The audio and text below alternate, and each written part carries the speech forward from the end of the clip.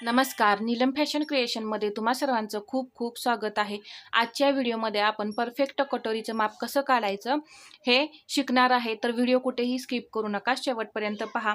तर 38 साईजच्या कटोरी ब्लाउजचा आज पेपर कटिंग आपण पाहणार आहे। तर ब्लाउजची उंची मी घेणार आहे 14, तर त्यामध्ये आपण 1 इंच मिक्स करून 15 इंचावरती ब्लाउजची उंची घ्यायची आहे। तर इथे मी 15 इंचावरती मार्किंग करून घेतलं। मी जो फॉर्म्युला सांगणार आहे त्याप्रमाणे तुम्ही कटोरीचं माप काढू शकता। जर तुम्हाला कटोरी काढता येत नसेल, किती कटोरी घ्यायचं हे समजत नसेल, तर तुम्ही काय करायचं आहे, मी जो फॉर्म्युला सांगणार आहे त्या पद्धतीने सुद्धा तुम्ही कटोरी काढू शकता। एकदम परफेक्ट अशी कटोरी बसते। डीप नेकसाठी आपण घ्यायचं आहे शोल्डर 5.5 इंच। अजून एकदा असंच मी 5.5 इंचावरती मार्किंग करणार आहे। मुंडा घेणार आहे मी 6 इंच आणि एक मी अशी लाईन ओढून घेते। लाईन ओढल्यानंतर अजून एक अशी आपल्याला लाईन ओढायची आहे आणि या लाईनवर आपल्याला छातीचं मार्किंग करायचं आहे। 38 साईज आहे, तर 38चा चौथा भाग किती होतो? 9.5 इंच। तर ते आपण इथं मार्किंग टाकून घेऊया। तर पहा, इथे दिसतच असेल 9.5 इंच आणि याच्या पुढे हे 1.5 इंच शिलाई मार्जिन। कंबर 32 आहे, तर त्याचा चौथा भाग करायचा आहे। तर किती येतो? 8 इंच आणि त्यामध्ये आपण 1 इंच टक्ससाठी मिक्स करून 9 इंचावरती असं या पद्धतीने मार्किंग करून घेतलं आणि पुढं 1.5 इंच शिलाई मार्जिन मी घेतलेलं आहे। आता हे आपण जोडून घेऊया। त्याच सोबत मी तुम्हाला मुंड्याला सुद्धा परफेक्ट आकार कसा द्यायचा हे सांगणार आहे।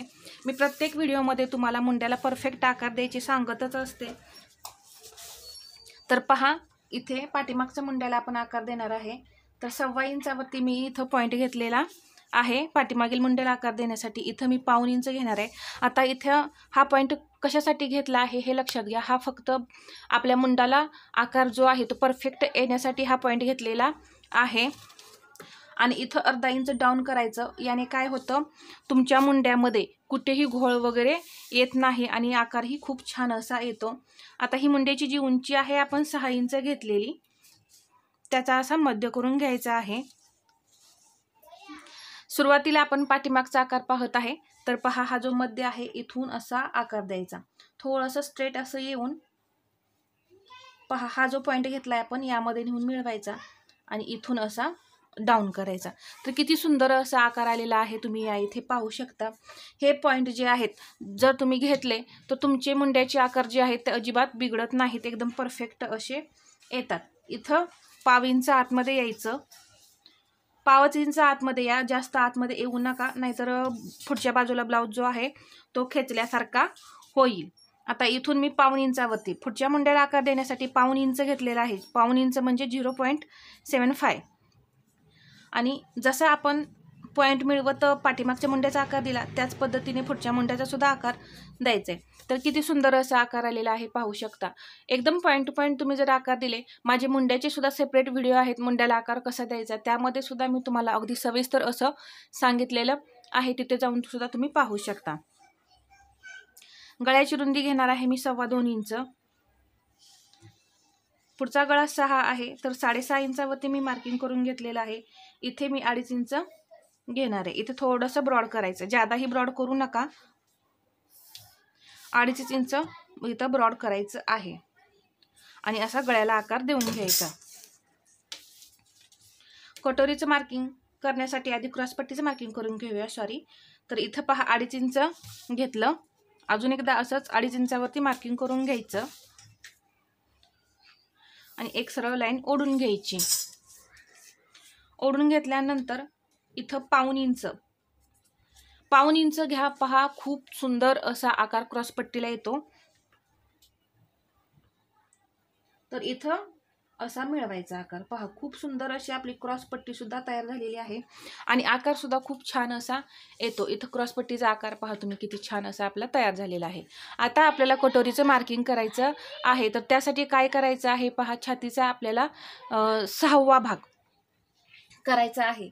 तुमची छाती कितीही असो, तुम्ही या इथे काय करायचं आहे, छातीचा 6वा भाग घ्यायचा आहे। तर पहा 38 साईज आहे, तर 38 साईजमध्ये आपला 6वा भाग येतो 6.3, या इथे असा 6.3 असा येतो. जर तुम्हाला कटोरी किती घ्यायचं याचं टेन्शन येत असेल तर हा फॉर्म्युला तुम्ही वापरायचा आहे. 38/6 6.3 येतं. तर पहा असं 6.3 असं इथं येतं. तर काय करायचं आहे, आपल्याला 6.25 इंच या इथे कटोरी घ्यायची आहे.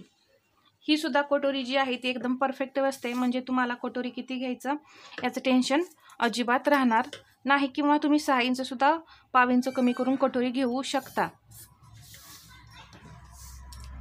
एक सरळ लाईन ओढून घ्यायची, गळ्याजवळ आपण 1 इंच वरती जायचं आहे असं, आणि इथून एक तिरकी लाईन अशी ओढायची. यामुळे काय होतं पहा, कटोरीला आकार सुद्धा खूप छान येतो. आणि इथलं जे अंतर आहे, हा जो साईड पार्ट आहे, इथं अंतर काही जणांचं कमी राहतं, तर ते सुद्धा या पद्धतीने आकार देता, तेव्हा काय होतं, खूप सुंदर अशी कटोरी सुद्धा तयार होते. आणि इथं सुद्धा अंतर जे आहे ते जास्त राहतं. आणि इथे पहा, या पद्धतीने फक्त आपल्याला कटोरीचा आकार देऊन घ्यायचा आहे. तर कटोरीचा तुम्ही आकार पाहू शकता, किती सुंदर असा आलेला आहे. क्रॉसपट्टीचा आकार सुद्धा मी तुम्हाला सांगितलं. तर या व्हिडिओमध्ये क्रॉसपट्टीला आकार देण्याची ट्रिक सांगितली, कटोरीला आकार कसे द्यायचे हे सुद्धा सांगितलं. त्याचबरोबर मी कटोरी कशी काढायची हे सुद्धा सांगितलं. प्लस इथे आपण मुंड्याला आकार कसे नीट द्यायचे हे सुद्धा सांगितलेलं. तर या पद्धतीने तुम्ही सुद्धा एकदा कटिंग करून पहा, खूप सुंदर असा आपला ब्लाऊज तयार होतो. आणि कमरेमध्ये पहा, मी अजून एकदा सांगते तुम्हाला, कमरेचा 4था भाग करायचा आहे. आणि मगच तुम्ही काय करायचं आहे, त्यामध्ये 1 इंच आपल्याला टक्ससाठी मिक्स करून घ्यायचं आहे. अंदाजे तुम्ही कमरेमध्ये मार्किंग करू नका, किंवा इथून जे अंतर घेतलेलं आहे तेवढंच इथं घ्यायचं असं करायचं नाही, किंवा इथून जे आपण इथपर्यंत अंतर घेतलेलं आहे त्यापेक्षा अर्धा इंच इथं कमी करायचं, असं सुद्धा करू नका तुम्ही. सर्व काही तुम्ही मोजूनच इथं टाकायचं आहे. आता हा बॅक पार्ट जो आहे तो आपण सेपरेट करून घेऊ, आणि फ्रंट पार्ट जो आहे तो आपण कटिंग करून घेऊया. तर खूप सुंदर अशी आपली इथं कटोरी तयार झालेली आहे. आकार सुद्धा पहा, खूप छान असा आलेला आहे. इथं तुम्ही पाहू शकता मूळ कटोरीचा आकार. ही जी आता आपण क्रॉसपट्टी कटिंग करत आहे ती आपल्याला अर्धा इंचाने इथे वाढवायची. इथे कपड्यावरती वाढवा, बाकी साईड पार्ट तुम्हाला वाढवायची गरज नाही. आणि ही जी मूळ कटोरी आहे त्यापासून आपण वाढीव कटोरी तयार करणारच आहे. या व्हिडिओमध्ये मी तुम्हाला बाही कटिंगचा व्हिडिओ दाखवणार नाही. पहा, मी बाही कटिंग भरपूर वेळा शेअर केलेलं आहे, वेगवेगळ्या साईजचं, वेगवेगळ्या उंचीचं. तर तुम्ही आपल्या चॅनेलवर जा आणि तिथे बाही कटिंग पहा. आता हे पार्ट जे आहेत ते मी बाजूला ठेवून घेते, आणि ही कटोरी कशी वाढवायची हे तुम्हाला सांगते.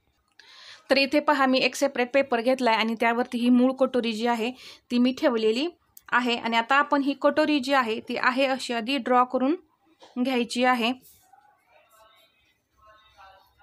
इथे गळ्याला आकार व्यवस्थित देऊन घ्या, आणि ही मूळ कटोरी आहे अशी ड्रॉ करून घ्या. ड्रॉ करून झाल्यानंतर अशी बाजूला ठेवायची. आता 38 साईजची कटोरी आहे, तर ती कितीने वाढवायची पहा. तर या साईडला मी 1.5 इंचाने ही कटोरी वाढवणार आहे. या साईडला सुद्धा मी 1.5 इंच घेणार आहे. ठीक आहे. आता ही जी वाढवलेली कटोरी आहे त्याचा आपण असा मध्य करूया. इथे असा आपला मध्य आला. इथून सुद्धा आपल्याला ही 1.5 इंच वाढवायची आहे. अशी 1.5 इंच इथं वाढवून घ्यायची. हुकायपट्टीजवळ, म्हणजे आपली इथं हुकायपट्टी येते म्हणून गळ्याजवळ आपल्याला पाव इंच वाढवायचं आहे. आणि इथे कटोरी आपली साईड पार्टला जोडली जाते, म्हणून या इथे आपल्याला अर्धा इंच वाढवायचं आहे. आता आपण आकार देऊन घेऊया.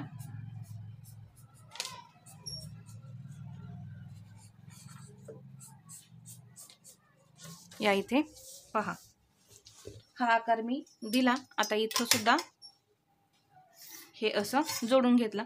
आता आपण हा पार्ट चेक करून घेऊया. हे किती आहे? 5ला 1 पॉईंट कमी आहे, तर हे सुद्धा 5ला 1 पॉईंट कमी असं ठेवायचं. इथं मार्किंग आलं तर इथे मी मार्किंग करून घेतलं, आणि अर्धा इंच इथं वरती जायचं. आता हे आपण जोडून घेऊया.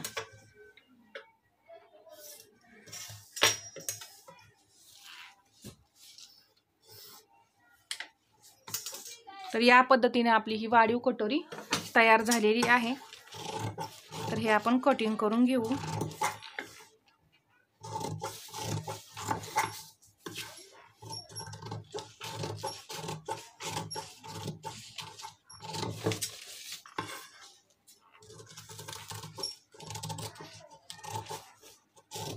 जेवढा आपण वाढवलेला टक्स आहे तेवढाच इथं आपल्याला टक्स घ्यायचा आहे. पहा, आपण दीडने वाढवले तर रुंदीला आपण 1.5 इंच टक्स घ्यायचा.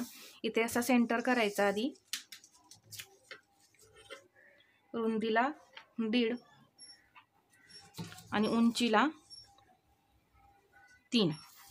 साईज मोठी होत आली की आपल्याला टक्सची उंची सुद्धा वाढवायची आहे. तर इथे या पद्धतीने हा टक्स दुमडायचा. पहा, एकदम परफेक्ट अशी आपली कटोरी तयार होते. पफ सुद्धा खूप छान असा येतो आणि जास्त टोक सुद्धा तुम्हाला असं दिसणार नाही. तर या पद्धतीने ही आपली कटोरी तयार झालेली आहे.